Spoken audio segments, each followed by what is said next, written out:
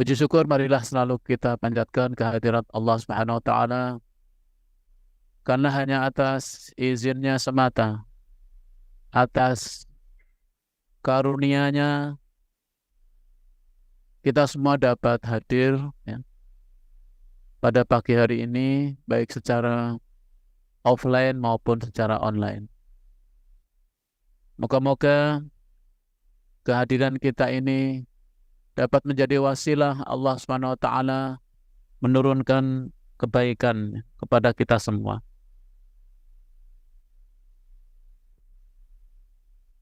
Salawat dan salam semoga tercurah kepada Nabi kita, Nabi besar Muhammad Sallallahu Alaihi Wasallam. Hadirin Bapak Ibu, khususnya para mahasiswa dan sivitas akademika IPB, insya Allah pagi hari ini kita akan melanjutkan kajian rutin, yaitu tadabbur Al-Quran, tadabbur ayat-ayat Al-Quran. Kita masih akan membahas atau mentadaburi surah Al-Baqarah. Surah kedua di dalam Mushaf Utsmani ini adalah merupakan surah yang paling panjang. Ya. Surah ini tergolong surah Madaniyah, ya, yang kemarin sudah kita bahas di awal. Surah Al-Baqarah ini memang sangat lengkap, berisi dengan semua pesan dari Allah Subhanahu wa taala. Apakah itu terkait dengan urusan akidah, urusan syariah, ya, kemudian juga urusan-urusan yang lain, termasuk yang terkait dengan sains. Ya. Allah Subhanahu wa taala membuka surah Al-Baqarah ini dengan ayat yang luar biasa. Di dalam surat Al-Baqarah ini, pada bagian yang akan kita bahas ini adalah ayat 1 sampai dengan ayat 20. Nah, pada bagian awal dari surah Al-Baqarah ini, Allah Subhanahu wa taala membagi manusia itu dalam 3 golongan. Yang pertama adalah Allah Subhanahu wa taala menjelaskan siapakah golongan yang pertama, kemudian golongan kedua, dan golongan yang ketiga. Allah berfirman, Alif Lam Mim Dzalikal Kitabu La Raiba Fihi Hudan lil Muttaqin. Jadi ini golongan pertama adalah golongan orang yang muttaqin, itu dijelaskan dari ayat 1 sampai dengan ayat 5, ya, yang kemarin sudah kita bahas. Kemudian golongan kedua adalah golongan orang-orang yang kafir atau kafirin, ya. Dan golongan ketiga adalah golongan orang munafik. Inilah pembagian menurut Allah. Ya. Jadi Allah telah membagi manusia ini. Allah yang membagi, ya. Allah di awal sudah membagi ada 3 golongan. Ini pembagian menurut Allah. Ya. Mungkin manusia bisa membagi golongan berbeda-beda gitu, ya. Bermacam-macam. Ya, kan? Tapi Allah Subhanahu wa taala membagi manusia dalam 3 golongan ini. Karena ketiganya memiliki karakter yang berbeda, ya. Yaitu muttaqin, kafirin, dan munafikin, ya. Nah, kita lihat di ayat 1 dengan ayat 5 ini, ya, yang sudah kita bahas kemarin, ya. Golongan yang pertama adalah golongan yang muttaqin. Ini dijelaskan oleh Allah Subhanahu wa taala dari ayat 1 sampai ayat 5. Karakteristik orang yang bertakwa atau muttaqin adalah beriman kepada yang gaib. Jadi beriman kepada yang gaib. Sudah kita jelaskan kemarin bahwa ukuran pertama seorang yang dikatakan muttaqin itu adalah dia beriman. Orang yang mukmin, orang yang beriman kepada yang gaib. Ya. Iman kepada Allah, iman kepada para malaikat, iman kepada Rasul Allah, gaib dia karena kita tidak melihatnya. Iman kepada kitab-kitab Allah Subhanahu wa taala, ya. Iman kepada hari kiamat atau datangnya hari akhir, dan iman kepada qada dan qadar, ya. Jadi ini sangat penting, ya. Menjadi ukuran pertama. Karena inilah yang membedakan iman kepada yang gaib, itulah yang membedakan antara manusia dengan hewan. Kalau hewan dia memang dibatasi oleh apa yang dilihat oleh panca indera. Tapi kalau manusia oleh Allah SWT dilengkapi tidak hanya panca indera, tapi Allah melengkapi dengan hati. Ya. Hati itulah yang bisa menangkap yang gaib itu. Kemudian mendirikan sholat, menginfakkan rezeki yang telah Allah berikan. Ya. Jadi ini jadi bertakwa itu adalah tidak hanya beriman, tetapi dibuktikan dengan dengan pengorbanan dalam bentuk sholat, kemudian menginfakkan rezeki. Ya. Kemudian penting lagi adalah beriman kepada Al-Quran dan kitab-kitab yang sebelumnya, serta yakin akan adanya hari akhir. Ya. Nah, sekalian, saya ingin meng-highlight ya terkait dengan ayat yang kedua, bahwa kitab Al-Quran ini adalah kitab yang tidak ada keraguan padanya, petunjuk bagi orang yang bertakwa. Ya. Ya. Jadi poin kedua ini penting, bahwa inti utamanya, esensinya adalah yaitu petunjuk. Ya. Yang selalu kita minta kepada Allah kan, ihdinas siratal mustaqim. Tunjukilah kami jalan yang lurus, jalan yang benar. Allah menjawab, dzalikal kitab. Inilah kitab yang tidak ada keraguan di dalamnya, petunjuk bagi orang yang bertakwa. Nah, siapakah orang yang bertakwa ini? Karena memang ketakwaan ini menjadi prasyarat seseorang bisa mendapatkan dan bisa menjadikan Al-Quran sebagai petunjuk. Itu jika di dalam diri seseorang itu memiliki kesiapan, ya, kesiapan untuk menerima Al-Quran. Ya. Karena hudan itu, petunjuk itu harus dicari, petunjuk itu dijemput, petunjuk itu harus diusahakan. Nah, di dalam beberapa keterangan, salah satu indikator ketakwaan itu adalah bukan semata-mata pada akal di sini, justru pada kekuatan hati. Karena inilah yang membedakan antara manusia dengan hewan. Jadi orang yang bertakwa adalah orang yang akan siap menerima Al-Quran sebagai petunjuk. Itu apabila pertama, orang itu memiliki hati yang suci, hati yang tulus, hati yang murni, yang siap untuk menerima Al-Quran sebagai petunjuk. Setiap kita, setiap manusia oleh Allah telah dikaruniai, ya, qulubihim wa ala samihim wa ala absarihim, istilahnya telah diberikan. Nah, orang yang bertakwa itu hatinya murni, hatinya tulus, siap untuk menerima ini. Jadi ini posisinya di hati, ya. Sehingga tidak mudah, ya, tidak semua orang bisa. Yang kedua adalah salah satu ciri orang yang bertakwa itu juga hati. Dia senantiasa dipenuhi rasa takut kepada Rabb-Nya. Sekalian, jika dalam diri seseorang itu memiliki rasa takut, bahkan selalu takut kepada Tuhan, kepada Rabb-nya, ini adalah tanda sifat ketakwaan dalam diri seseorang itu. Karena ternyata, saudara sekalian, salah satu sumber kerusakan di muka bumi ini adalah ketika rasa takut itu hilang dalam diri seseorang. Terutama takut kepada Tuhan, takut pada Allah Subhanahu wa Ta'ala.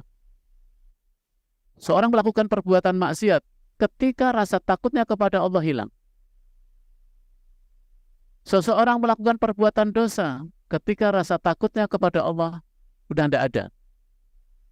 Seseorang melakukan tindakan-tindakan dosa yang lain, termasuk perbuatan korupsi, itu tidak mungkin kalau dia ingat kepada Allah. Kalau dia takut kepada Tuhannya, dia tidak akan melakukan itu. Tapi ketika rasa takut itu hilang, maka orang cenderung akan berbuat apa saja. Jadi sifat takwa itu, salah satu ukurannya dalam diri kita adalah sejauh mana munculnya rasa takut kepada Rabb ini dalam diri kita masing-masing. Ya. Dan kalau itu hilang, dan itu hilang pada diri seseorang, maka akan cenderung terjadi perbuatan-perbuatan dosa. Mohon maaf, seseorang melakukan perbuatan zina, itu karena dia tidak ingat pada Tuhannya. Hilang rasa takut pada Allah Subhanahu wa Ta'ala. Perbuatan-perbuatan dosa itu terjadi ketika rasa takut pada Tuhannya hilang. Makanya seorang yang dikatakan hudal lil muttaqin, Al-Quran ini petunjuk bagi orang yang bertakwa, adalah petunjuk bagi mereka yang senantiasa selalu ingat kepada Allah Subhanahu wa Ta'ala. Kemudian takwa itu juga dicirikan dengan munculnya sifat rasa berhati-hati dalam diri. Jadi seseorang yang senantiasa berhati-hati dalam hidupnya, maka berbahagialah, Anda telah memiliki ciri-ciri ketakwaan. Ada sebuah dialog ketika seorang sahabat, yaitu Umar bin Khattab, ketemu dengan Ubay bin Ka'ab. Kemudian Umar bin Khattab ini bertanya, sahabat Umar bin Khattab radhiyallahu anhu bertanya kepada Ubay bin Ka'ab, wahai Ubay, terangkan kepadaku, apa itu yang disebut dengan takwa? Sahabat Ubay bin Ka'ab ini mengatakan begini, jawabnya nih, wahai waktu itu Umar sudah menjadi khalifah, ya. Wahai khalifah, jika engkau akan berjalan di suatu tempat, kemudian di tempat itu banyak duri, banyak sekali, mungkin kalau kita itu banyak sekali kaca, banyak sekali rintangan, apa yang harus Anda lakukan? Umar mengatakan, aku akan berhati-hati, aku akan menyiapkan diri, aku akan waspada. Jawabannya Umar. Apa kata Ubay bin Ka'ab? Itulah yang disebut dengan takwa. Jadi takwa itu adalah ketika dalam diri seseorang muncul sifat itu, yaitu rasa untuk berhati-hati. Makanya seseorang yang dikatakan takwa atau muncul sifat takwa itu apabila di dalam hidupnya dia senantiasa berhati-hati, ya. Dia tidak mudah, dia tidak sembarangan, dia waspada kehidupannya. Semua yang dia lakukan, dia pikirkan dengan baik. Apalagi diimbangi dengan hati yang memang tulus, siap menerima hidayah, yang senantiasa dekat dengan Allah, takut itu dekat dengan Allah, maka jadi sikap hati-hati itu, hati-hati terhadap hal-hal yang akan mencelakakan diri. Ya. Jadi ini sekalian sifat takwa itu. Kemudian juga sifat takwa itu muncul atau ciri-cirinya juga ketika ada sensitif. Jadi sensitivitas hati kita muncul. Seorang yang sensitif terhadap kondisi. Biasanya orang yang bertakwa itu memiliki sensitivitas yang tinggi. Contoh sensitivitas itu adalah ketika Abu Bakar. Ya, ini luar biasa. Ketika Abu Bakar, itu kan setiap sore selalu Abu Bakar itu minum susu. susu itu dihidangkan oleh pembantunya. Selalu itu, pembantunya itu menyiapkan susu untuk Abu Bakar dan keluarga. Dan susu itu memang rutin karena itu diambil dari kambing miliknya Abu Bakar pribadi. Entah bagaimana, pada sore hari itu, ketika Abu Bakar akan meminum susu itu ada perasaan di dalam diri Abu Bakar. Kenapa ya? Kok tidak seperti biasanya? Ada sesuatu yang mengganjal dalam diri Abu Bakar. Sehingga Abu Bakar tidak langsung minum, walaupun biasanya Abu Bakar langsung minum aja gitu ya. Tapi untuk hari itu, sore itu tidak. Kenapa? Karena ada muncul sensitivitas dalam diri. Seakan-akan ada sebuah peringatan dalam dirinya itu. Nah, Abu Bakar inisiatif dia. Inisiatifnya adalah tanya, wahai fulan, mungkin namanya begitu ya. Apakah susu ini susu kambing seperti biasanya? Ya Tuan.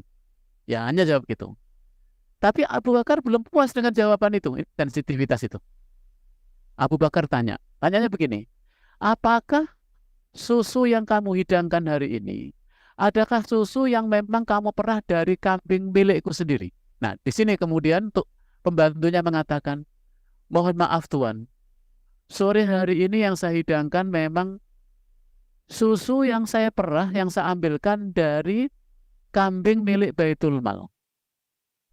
Bukan milik. Kenapa? Karena dari kambing milik Tuan tidak menghasilkan susu, begitu ya. Diperah sudah nggak ada gitu ya. Sementara saya harus menyediakan untuk Tuan setiap sore 1 gelas susu. Tapi saya bernazar, berniat, besok akan saya ganti sebanyak itu juga. Apa kata Abu Bakar? Wahai fulan, saya bersyukur engkau telah menyelamatkan aku dari sengatan api neraka. Itu Abu Bakar. Sensitivitas, saudara. Ini kan luar biasa. Ini loh takwa itu. Ketika sensitivitas dalam diri ini muncul. Jadi nggak sembarang mana haram, mana halal. Ya, tapi ini kan luar biasa. Dan ini memang hanya akan ada ketika hati itu hidup. Ketika hati itu tulus. Ketika hati itu bersih. Ini memang mencapai ini suatu yang sangat berat. Sangat berat. Tapi itulah ciri-ciri ketakwaan, ya. Ada sensitivitas dalam hati. Kemudian juga seorang yang bertakwa tidak hanya sensitif, dia memiliki kepekaan yang tinggi. Refleks dia, kalau melihat misalnya ada anak yatim, maka dia akan membantunya. Lihat kemiskinan, dia tidak bisa tidak bisa membiarkan. Keluarlah kemudian jiwa tolong menolongnya. Dia bersedekah. Kemudian peka dia terhadap kondisi sosial di sekitarnya. Peka dia terhadap kondisi masyarakatnya. Peka dia terhadap kondisi yang ada di negaranya. Peka dia terhadap hal-hal yang.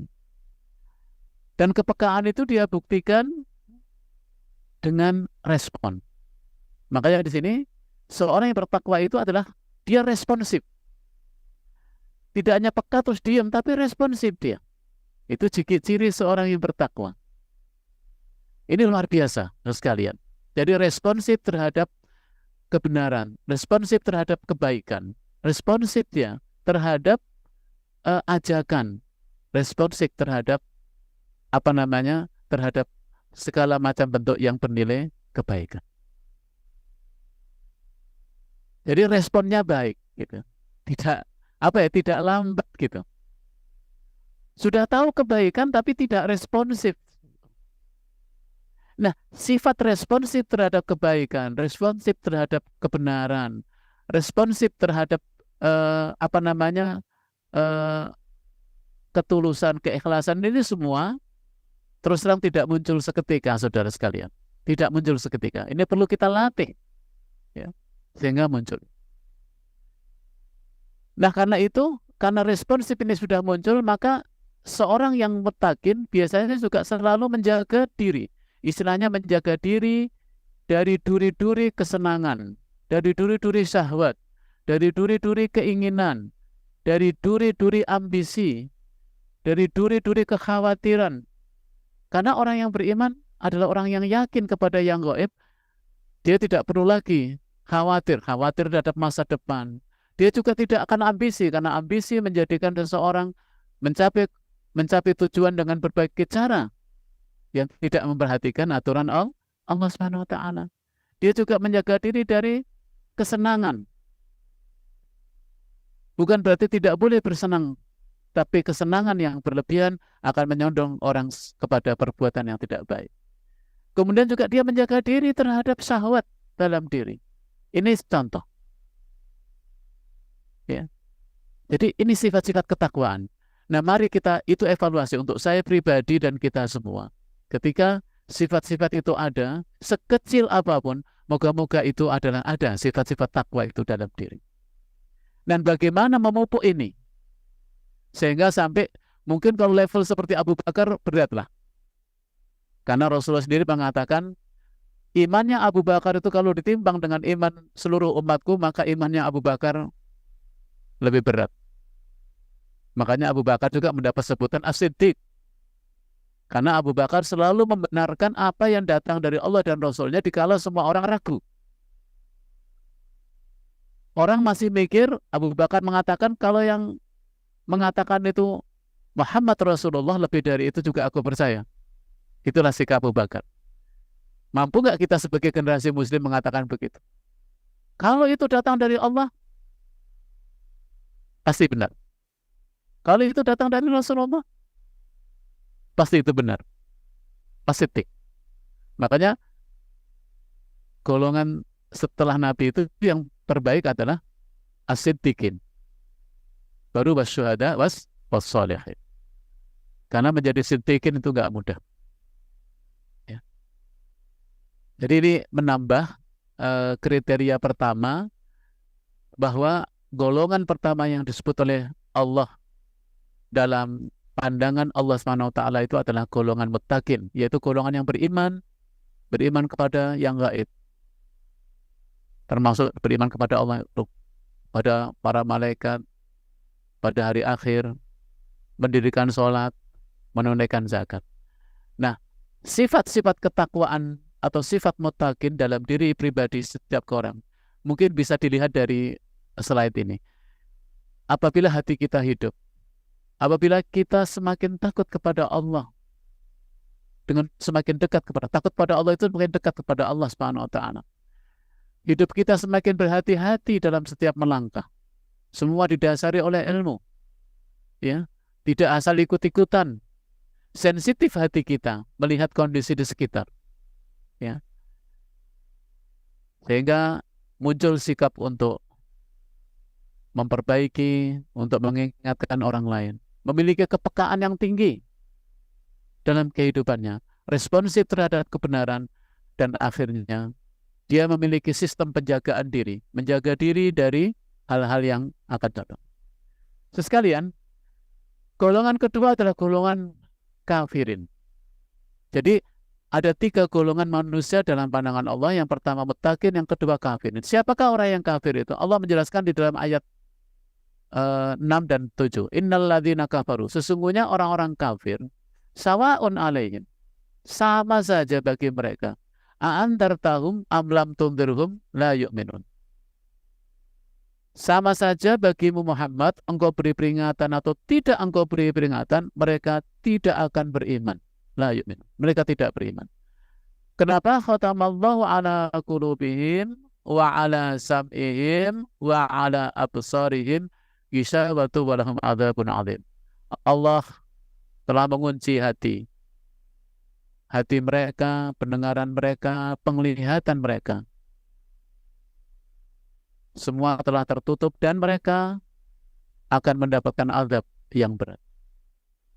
Nah sekalian, karakteristik orang kafir menurut kemudian untuk golongan kafir ini oleh Allah dijelaskan di awal surat ini cuma 2 ayat. Nanti kita akan ketemukan justru ayat yang banyak itu menjelaskan tentang munafik, ya. Ini juga supaya kita tahu. Yang jelas karakteristik orang kafir itu adalah yaitu sifat-sifatnya berlawanan secara diametral dengan sifat orang bertakwa. Pertama, dia tidak beriman, yang jelas itu kan. Tidak beriman kepada apa yang Allah perintahkan untuk diimani, ya kan? Makanya dia tidak beriman walaupun ini. Dan yang kedua, ciri orang yang kafir itu adalah melecehkan peringatan, meremehkan peringatan, mendustakan peringatan. Dia tidak care terhadap peringatan, bahkan cenderung melecehkan. Makanya kalimatnya kan jelas itu. Sama saja bagi mereka, engkau beri peringatan atau tidak engkau beri peringatan, mereka tidak beriman. Ada yang menafsirkan mereka tidak akan beriman, tapi di situ kalimatnya la, jadi tidak beriman. Walaupun ada yang mengatakan tidak akan beriman. Karena mungkin saja dia beriman ketika dia peduli terhadap peringatan. Jadi ini concern yang penting harus kita garis bawahi adalah bahwa ketika seseorang, ya, siapapun, dia melecehkan, dia tidak memperhatikan peringatan, dia tidak concern terhadap peringatan, dia tidak care terhadap setiap peringatan, sebetulnya itu kita juga memiliki tanda-tanda sifat orang kafir. Hati-hati. Karena kekafiran itu adalah salah satu cirinya adalah melecehkan peringatan yang baik yang datang kepadanya. Ya. Karena dia melecehkan itu, sesungguhnya dia telah menutup potensi dalam diri sendiri. Ya. Dia sendiri sebetulnya telah menutup hati dan ini. Kenapa? Karena dia tidak mau mendengarkan, tidak mau berpikir jujur terhadap peringatan. Dia tidak mau melihat dengan ini. Makanya melihatnya itu di sini kan ala qulubihim wa ala sam'ihim wa ala absarihim. Yang didahulukan oleh Allah adalah ala qulubihim. Allah menutup hatinya, bukan menutup telinga dan mata. Ya. Karena mata dan telinga ini, ya, atau pendengaran dan penglihatan, di sini memang tidak dikatakan mata ya, tapi pendengaran dan penglihatan. Karena kalau kalimat pendengaran penglihatan itu jadi satu itu. Qulubihim wa ala sam'ihim wa ala absarihim. Selalu jadi satu 3 kalimat itu. Tidak dipisahkan biasanya. Karena kalau hanya kalimat mata, ya, ada sih di dalam surat Al-A'raf itu Allah menggunakan kalimat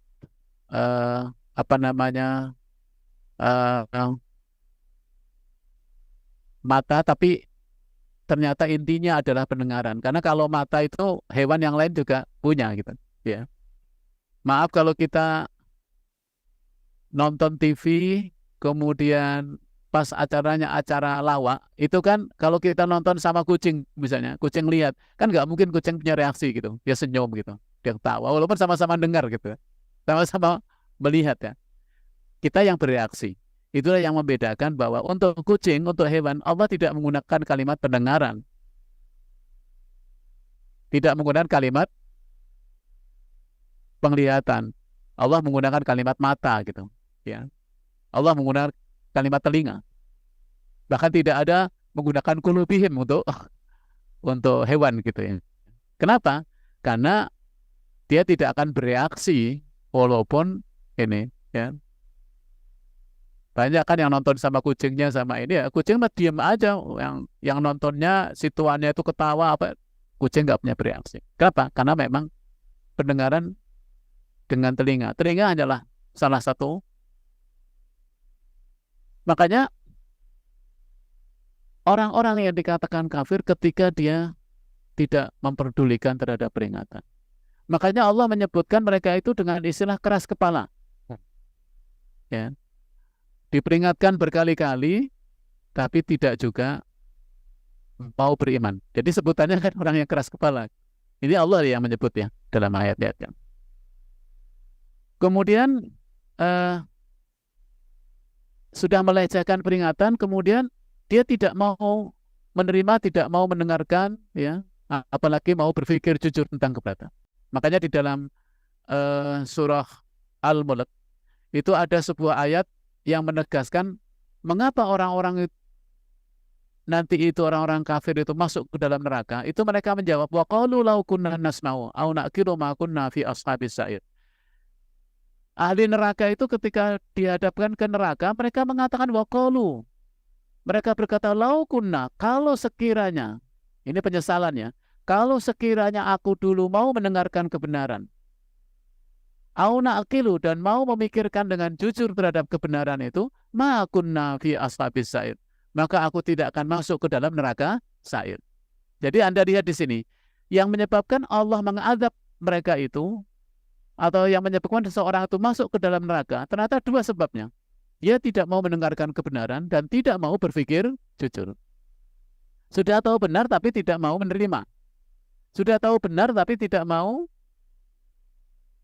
mengikutinya. Sudah tahu benar, landasannya kuat, argumennya kuat, tapi tidak mau juga beriman. Nah, ini ciri orang yang kafir ini adalah dia telah mengunci hati, ya, mengunci pendengaran dan penglihatan, dan Allah menguncinya, ya kan? Jadi jangan diartikan bahwa Allah mengunci itu kemudian seakan-akan kekafiran itu adalah kehendak Allah. Tapi mereka tadi dari awalnya, ini. Kenapa? Ternyata begini, saudara sekalian. Apa sih kunci dari kita beriman? Kunci kita ini makrifat kepada Allah. Apa kuncinya? Kuncinya kan kita mau mendengarkan kebenaran. Kuncinya ilmu. Makanya dari awal, kenapa wahyu pertama yang diturunkan oleh Allah SWT kepada Rasulnya itu berkaitan dengan ilmu. Karena ternyata kunci dari keimanan itu ketika seseorang mau mendengarkan peringatan, mau mendengarkan kebenaran. Kuncinya. Nah, kalau tidak mau kan berarti dia telah mengunci itu. Dia mengunci dirinya sendiri. Nah, kalau nggak ada kuncinya gimana dia bisa masuk dalam keimanan? Ya. Itu sebagian mufassir dan ahli hikmah menekankan, jadi mereka telah mengunci karena mereka sudah diberikan oleh Allah kuncinya, tapi kuncinya tidak digunakan. Kuncinya apa, saudara? Kuncinya adalah mau mendengarkan kebenaran, mau menerima ilmu. Makanya ya kunci kita ini bisa menjadi orang-orang yang muttaqin, ya kita harus mau menerima ilmu, mau mencari ilmu, bersungguh-sungguh mencari ilmu. Karena memang misi utama agama Allah, agama Islam ini adalah memerangi kebodohan, perang terhadap kebodohan dengan ilmu. Karena di tangan orang-orang yang berilmu itulah Allah Subhanahu wa Ta'ala mengkaruniai hikmah yang banyak.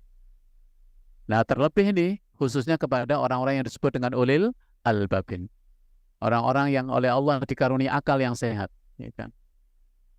Ironis itu, dikaruniai oleh Allah akal yang sehat tidak digunakan untuk bersungguh-sungguh dalam beriman kepada Allah Subhanahu wa Ta'ala.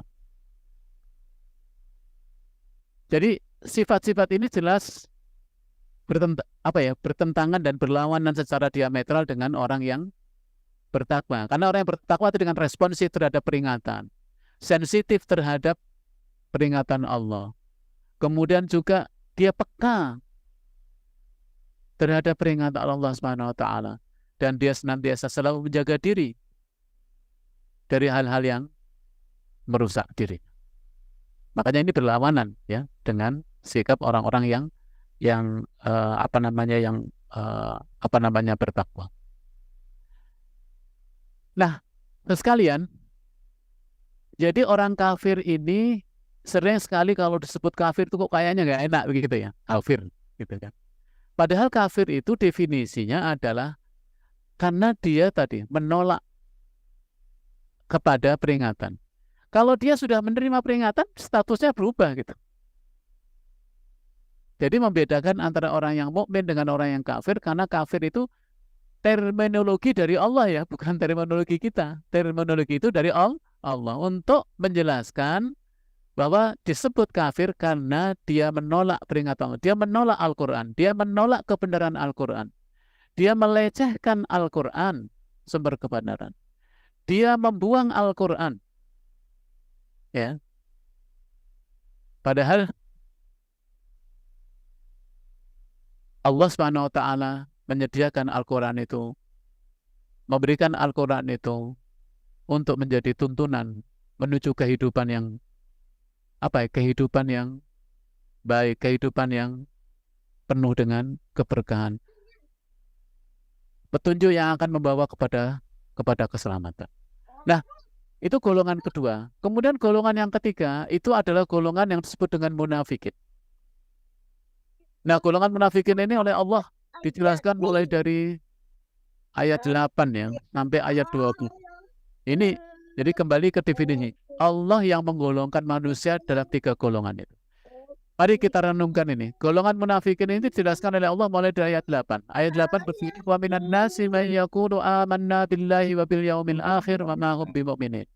Dan di antara manusia, artinya di antara golongan atau di antara orang itu ada yang berkata, "May yaqulu amanna." Kami beriman kepada Allah wa bil yaumil akhir dan hari akhir. Wa ma hum bimu'minin. Padahal sesungguhnya mereka itu bukanlah orang yang beriman. Ini Allah ya. Karena ini kan definisinya bukan apa ya? Bukan definisi akal gitu. Kalau kita kan saya beriman, Anda kan percaya kan? Kenapa? Ya karena dia mengatakan. Kita kan hanya bisa mengetahui apa yang muncul dari perkataan orang. Makanya dalam hukum syariah itu yang dihukumi, yang menjadikan dasar untuk memutuskan hukuman pada seseorang itu apa yang diucapkan oleh lesannya. Tapi hatinya kan nggak ada yang tahu. Bohong atau enggak. Makanya sekarang katanya ada teknologi untuk mengecek bohong apa enggak. Kita hanya mampu menangkap apa yang, tapi Allah tidak. Allah mengatakan ada orang yang mengatakan beriman pada Allah dan hari akhir, padahal sesungguhnya mereka bukanlah orang yang beriman. Itu kan Allah yang tahu. Kenapa? Karena hatinya. Yukhadi'una Allah walladzina amanu wa ma yahda'una illa anfusahum wa ma yash'urun. Mereka menipu Allah dan orang-orang yang beriman. Padahal mereka hanyalah menipu diri mereka sendiri. Satu ciri orang yang munafik itu. Dia adalah pendusta. Ista adalah pekerjaan orang munafik.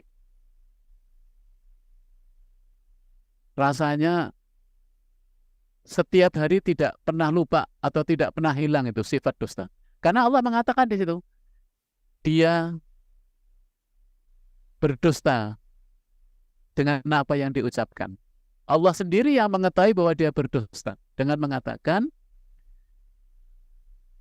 di antara manusia yang mengatakan, kami beriman kepada Allah dan Rasul, padahal sesungguhnya mereka bukanlah orang yang beriman. Berarti kan dia berdusta. Apa sih dusta itu? Ya dusta itu, apa yang dia ucapkan itu sebetulnya tidak sesuai dengan hatinya. Nggak sesuai dengan hati nuraninya. Kan dusta itu apa? Cirinya pertama, apa yang kamu ucapkan itu tidak mengenakan hatimu. Itu sudah dusta itu. Ya, ketika kita mengatakan sesuatu tuh hati kita sudah mengatakan nggak enak itu. Hati ini sudah mengoreksi gitu kan. Tapi kadang-kadang kita tidak mengikuti suara hati. Yang kedua nih, dusta itu apabila orang tahu apa yang kamu ucapkan itu adalah tahu yang sebenarnya, maka kamu akan malu. Iya kan? Dusta itu kan begitu ya. Kalau apa yang kita ucapkan itu sebetulnya adalah sebuah dusta dan orang lain tahu, kita akan jadi malu. Contoh nih, saya sering menemukan mahasiswa terlambat. Pak, saya terlambat karena macet. Saya tanya, kamu rumahnya mana? Dari sini. Itu padahal satu jurusan dengan saya. Dan saya tahu bahwa itu nggak macet gitu. Nggak macet itu. Ternyata apa? Ternyata macetnya di rumah, ya, bukan di jalan. Ya, terlambatlah, ya, terlambat bangun, ya. saya katakan itu, apa akhirnya? Dia ngaku, ya Pak, mohon maaf ya, saya terlambat bangun. Jadi bukan, jangan nyalain orang. Ya, ada nggak mahasiswa yang begitu tuh, ya kan? Udah tahu, udah tahu macetnya atau terlambatnya karena terlambat bangun, tapi yang disalahin adalah jalan macet. Padahal hari itu nggak macet. Misalnya itu. Ini contoh, ya kan?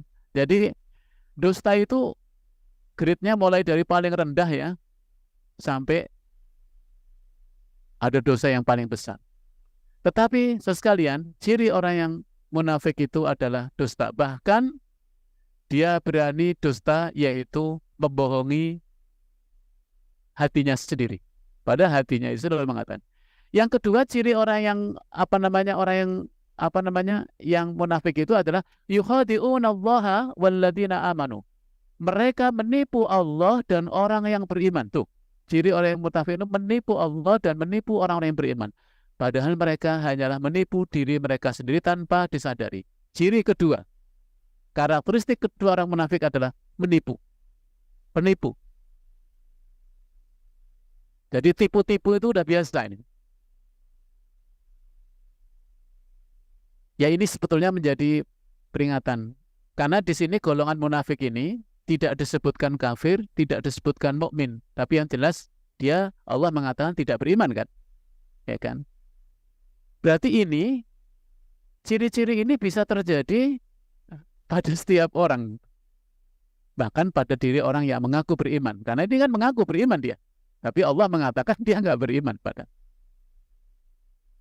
Jika sifat penipu dan suka menipu itu ada dalam diri kita, maka kita sudah mempunyai penyakit ini. Kenapa?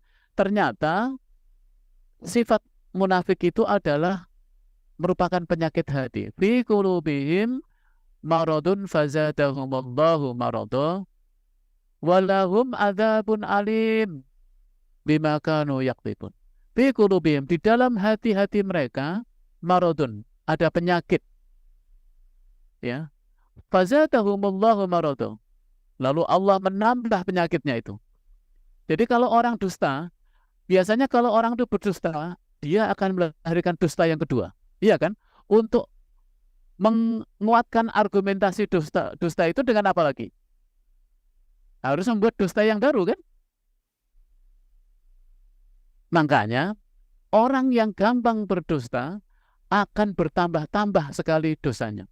Karena dia harus menambah, dia harus memperkuat dustanya itu dengan dusta yang baru. Bahkan dusta yang lebih canggih gitu kira-kira. Makanya Allah menggunakan kalimat fazadahumullahu marratuh. Maka akan semakin bertambah-tambah ya. Dustanya. Nah, walahum adzabun alim. Masya Allah. Dan mereka akan mendapatkan azab yang pedih.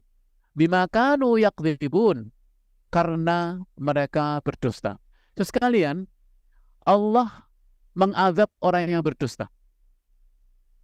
Makanya ini harus jadi pegangan ya. Saya masih ingat kata-kata rektor IPB zaman saya, almarhum Allahumma Profesor Andi Hakim. Masih ingat saya itu kalau ada nasihat itu biasanya saya ambil pokok-pokoknya. Salah satu yang beliau sampaikan ketika kami mahasiswa baru itu, ada kata-kata yang beliau sampaikan begini. Ciri seorang ilmuwan, ciri seorang akademisi itu adalah boleh salah tapi tidak boleh berbohong. Boleh salah tapi tidak boleh tidak jujur. Karena apa? Yang namanya pembelajar kan bisa salah gitu. Tapi kalau bohong, tidak jujur, itu sifat yang buruk. Tidak boleh seorang akademisi memiliki sifat itu. Coba kalau kita bohong terhadap data penelitian kan gawat itu. Dikutip lagi penelitian kita oleh orang lain. Siapa yang berdusta? Kita ikut berdusta itu.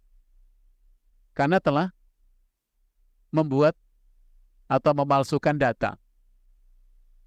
Ini contoh ya, betapa beratnya. Nah ini semua adalah penyakit hati. Jadi bukan penyakit fisik ini, penyakit hati. Ya. Jadi ini menjelaskan betapa pentingnya kita semua untuk merawat hati kita. Mungkin karena waktu ya, insya Allah ciri yang ketiga ini banyak ya. Nanti akan kita kita akan insya Allah kita akan lanjutkan ya jika Allah memberikan umur panjang pada pertemuan yang akan datang. Moga-moga tadabbur Al-Quran ini bermanfaat ya untuk menjadi wasilah. Moga-moga kita dengan mentadaburi ayat-ayat Allah itu semakin tambah baik kita. Semakin semakin bertambah tunduk dan taqarrub pada Allah. Tapi juga semakin bersemangat di dalam hidup ini. Bahwa ternyata semua yang dilakukan oleh manusia itu tidak ada yang terlewat dari catatan Allah Subhanahu wa taala. Baik itu kebaikan, apalagi keburukan. Tidak ada yang tidak dicatat oleh Allah Subhanahu wa taala. Demikian saya kembalikan kepada moderator ini, Mas Rosid, kalau ada pertanyaan. Karena kebetulan ini kita akan ada acara ya, ada orasi hari ini. Fadhal, saya persilakan pada Rosid kalau ada yang bertanya. Baik, syukur Ustaz atas pemaparan materinya. Baik kepada para jamaah, baik secara offline maupun online, jika ada yang ingin bertanya, dipersilakan. Untuk jamaah offline, apakah ada yang ingin bertanya, baik dari ikhwan atau laki-laki ataupun akhwat dari perempuan?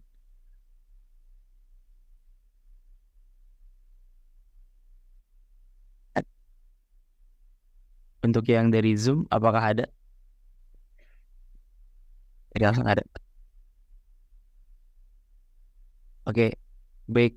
Mungkin tadi dari saya sedikit meng-highlight tentang yang syiri yang munafik, Ustaz, yang tentang pendusta.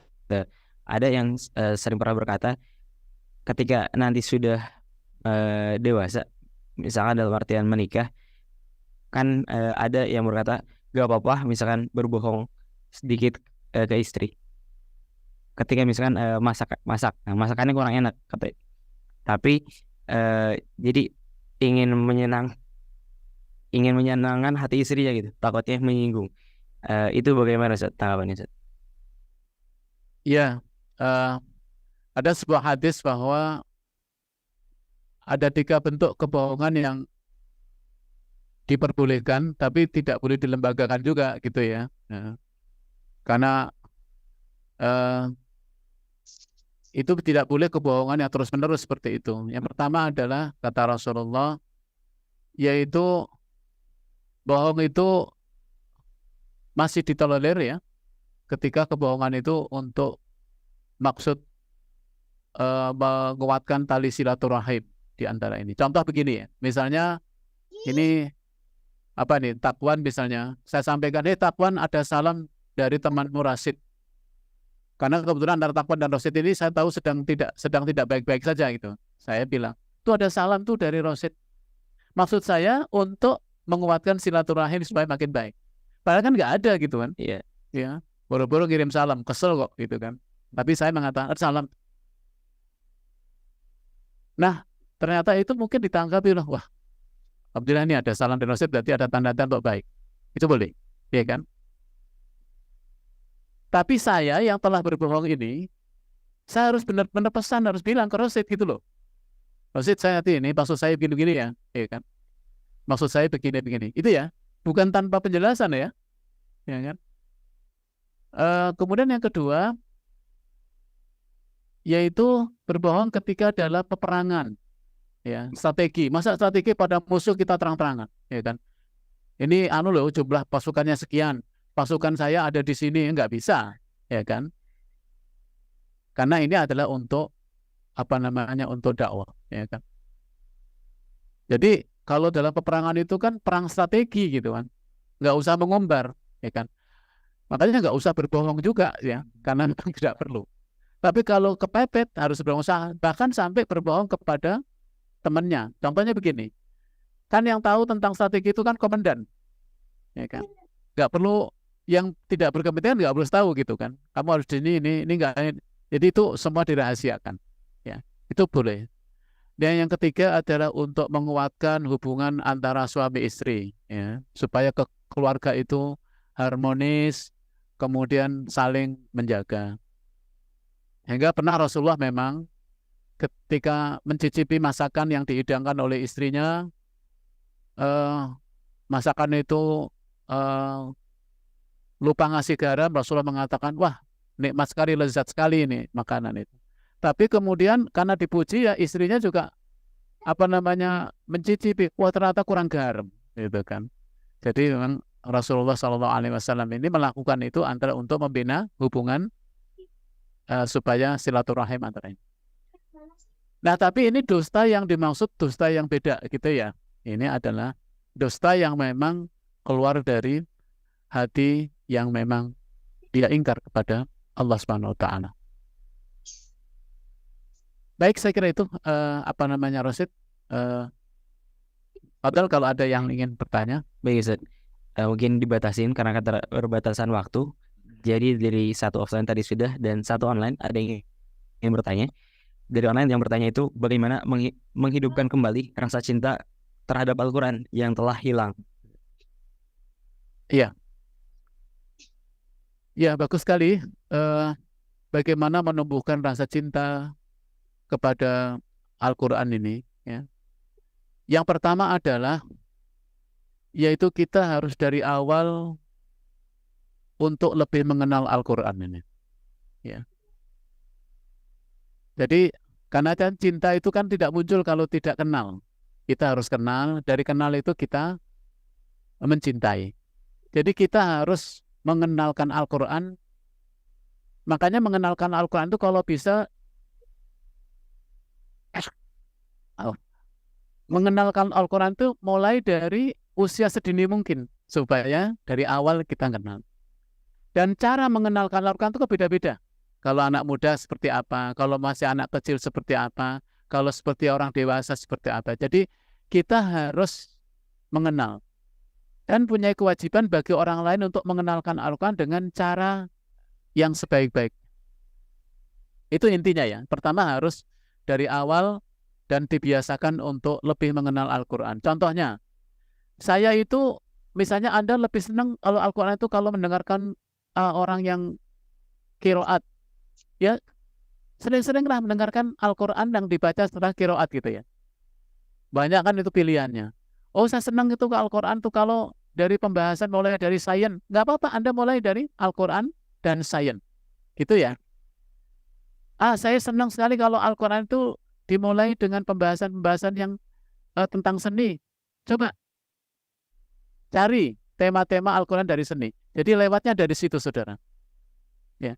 Tapi intinya adalah kita harus mengenal Al-Quran dan yang lain harus memperkenalkan Al-Quran. Makanya kisah-kisah para mu'allaf ya, yang testimoni itu ternyata dia menjadi seorang muslim itu diawali adalah dari benci. Karena benci malah dia baca gitu ya. Karena awalnya ingin mencari kesalahannya tapi malah dia nggak menemukan kesalahan gitu ya. Jadi kan kenal dia interaksi. Kita harus berinteraksi dengan Al-Quran dengan berbagai cara dan berbagai lewat. Dan Al-Quran itu bisa kita dekati dari berbagai dimensi sisi. Terserah enaknya kamu dari mana, itu dulu ikuti. Ya, mungkin itu ya. Jadi memperkenalkan dan mengenal Al-Quran. Dari mengenal itu kemudian belajar membaca Al-Quran. Dilanjutkan dengan memperbaiki bacaan Al-Quran. Kemudian merenungi makna Al-Quran. Itu terus ya. Nanti akan senang kita. Jadi kewajiban pada Al-Quran itu kan mulai dari mengenal, belajar membaca, memperbaiki bacaannya, kemudian memahami maknanya, menghafalkannya. Itu akan terus. Dan sampai nanti kita mentadaburinya, berusaha untuk mengamalkannya, itu semua akan sangat-sangat menyenangkan. Ya kan? Tidak ada cara lain, tidak ada cara lain. Cuman bagaimana tugas kita memperkenalkan Al-Quran dengan cara yang menarik. Sekarang ini saya salut ya, banyak sekali metode untuk mengenalkan Al-Quran. Tinggal pilihannya di mana. Ya. Masa dari sekian ratus metode nggak ada yang kena gitu, ya kan? Nah, tugas kita ini, terutama Al-Nuriyah ini ada LPG ya, ada ini, kita harus jangan metode Al-Quran itu memperkenalkan Al-Quran hanya satu aja ya. Kita harus punya banyak metode untuk mengenalkan Al-Quran, sehingga kita semakin cinta kepada Al-Quran, yaitu dengan interaksi yang tinggi, membacanya, belajar menghafalkannya, merenungkan. Mungkin kalau Anda teks waktu 10 menit ya setiap hari, coba Anda waktu, tapi benar-benar benar-benar full perhatian pada Al-Quran, teks waktu, tidak disambi-sambi yang lain, nanti Anda akan merasakan betapa luar biasanya nikmat ketika Anda membaca Al-Quran. Kalau belum silahkan ya dimulai, ya kan. Ambil waktu 10 menit, tapi waktu itu benar-benar prime time gitu ya, waktu yang utama ya. Nanti Anda akan ketagihan untuk berikutnya. Nah, ini metode ini yang harus kita pahami ya, dan harus kita banyak perkenalkan.